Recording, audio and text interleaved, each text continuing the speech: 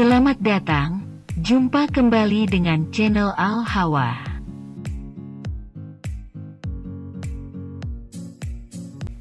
Kali ini, kita bahas tentang memahami konsentrasi larutan dalam ppm.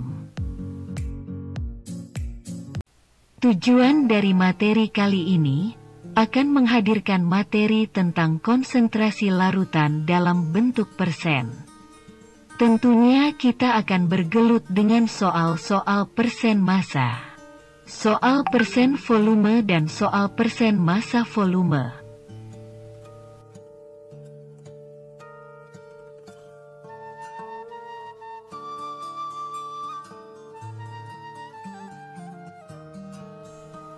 Sebelum kita masuk pada pembahasan pengukuran dengan ppm, ada baiknya kita pahamkan dulu diri kita tentang segala hal yang erat kaitannya dengan larutan. Antara lain kita ketahui dulu definisi larutan itu sendiri.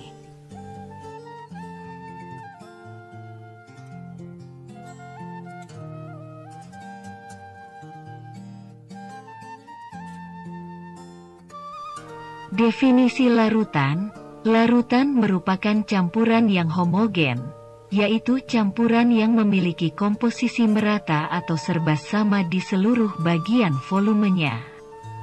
Sedangkan suatu larutan terdiri dari satu atau beberapa macam zat terlarut dan satu pelarut. Nah, di sini kita akan memahami apa itu zat terlarut dan apa yang dimaksud dengan zat pelarut.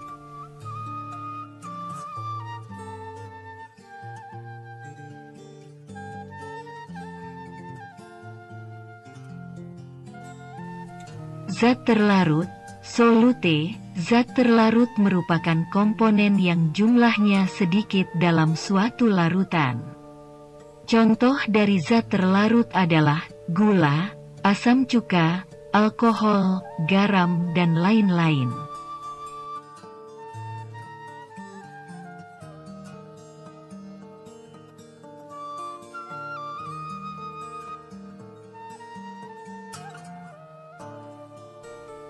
Sedangkan yang dimaksud zat pelarut atau solvent adalah komponen yang jumlahnya lebih banyak dalam suatu larutan.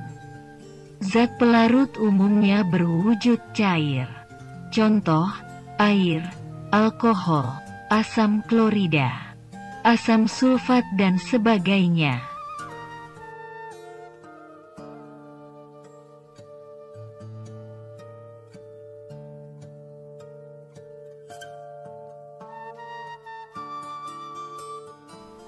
Berikutnya mari kita bahas tentang konsentrasi larutan.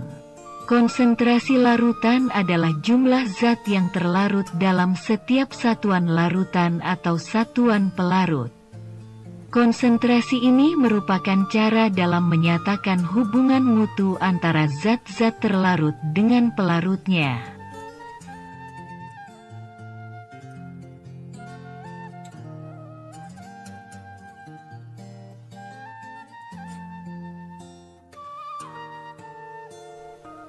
Terdapat beberapa cara dalam menyatakan konsentrasi larutan, antara lain yaitu 1. % konsentrasi, 2. part per million atau ppm, atau istilah sederhananya adalah 1 bagian per juta bpj.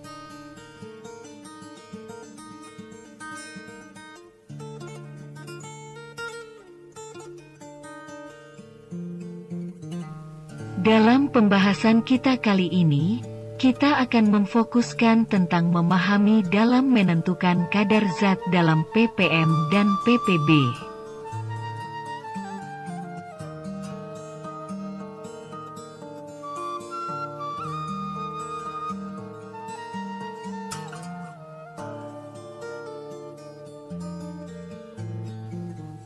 Kita sering mendengar satuan ppm dan ppb dalam menyatakan kandungan suatu senyawa dalam suatu larutan, misalnya kandungan garam dalam air laut, kandungan polutan dalam sungai, atau kandungan iodium dalam garam.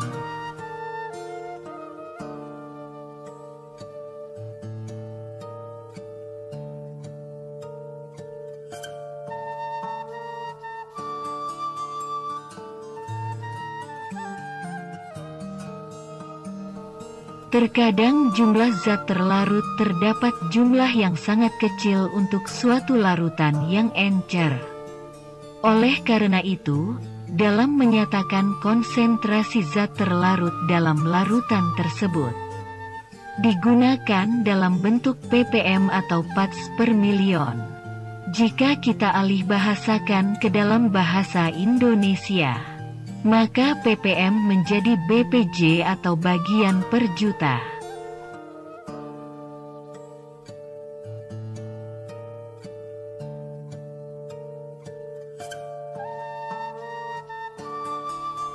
Selain ppm, parts per million, yang menyatakan bagian per juta, kita juga menggunakan bentuk ppb, parts per billion, yang menyatakan bagian per miliar dalam larutan yang sangat encer.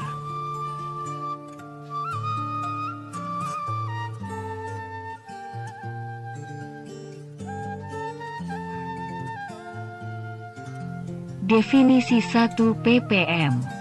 1 ppm dapat diartikan sebagai massa 1 ml zat yang terlarut dalam 1 kg larutan. Atau dapat juga kita artikan bahwa 1 ppm sama dengan massa zat terlarut 1 ml dalam 1 liter larutan. Dengan demikian dapat kita tulis 1 ppm sama dengan 1 mg per kilogram atau 1 ml per liter.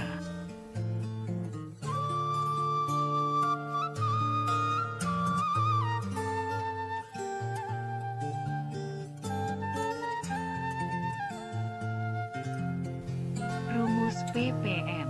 ppm sama dengan massa zat terlarut dalam satuan miligram dibagi volume larutan dalam satuan liter. Contoh soal, limbah penyamakan kulit mengandung 0,25 gram krom dalam 10 liter larutan. Berapakah ppm krom dalam larutan tersebut? Jawabnya adalah, massa krom adalah 0,25 gram sama dengan 250 mg. Jadi, ppm krom sama dengan 250 mg dibagi 10 liter, sama dengan 25 ppm.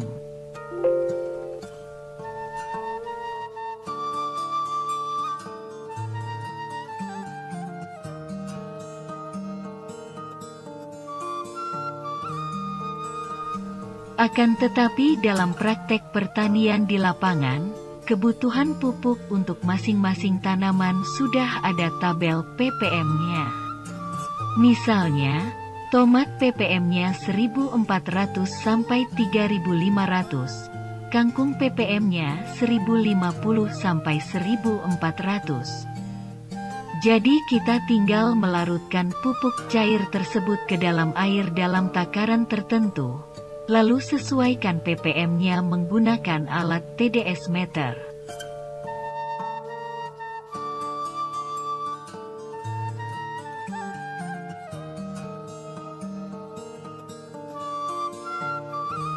Hal yang pernah ditunjukkan oleh beliau Ayah Manjel adalah fermentasi dari bahan-bahan antara lain 1 kg KRG, 1 kg KBr, 3 kg fosfat, 2 kg KCl, air leri.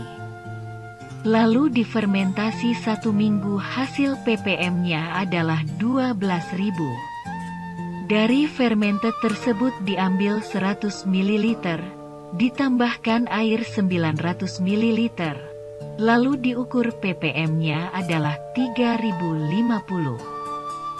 Dan 50 ml larutan fermented ditambahkan air 950 ml, hasil ukur ppm-nya adalah 1360.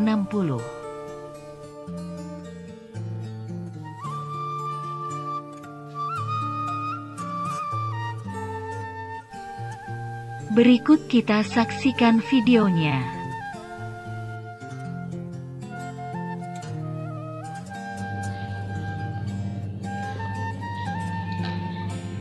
Ini yang dikasih 100 ml per 1 liternya 3000 40. Ini yang dikasih 50 mili 1370, 1360 ya. Ini aslinya 12.000 ya. Ini KRG. Jadi ulangi lagi ya.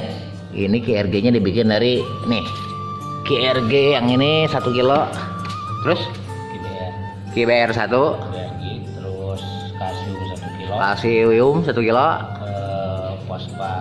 fosfat 3 kilo, KCl 2 kilo. Jadinya 12.000 ya. Fermentasi 1 minggu. Fermentasi seminggu. Air beras. Oke.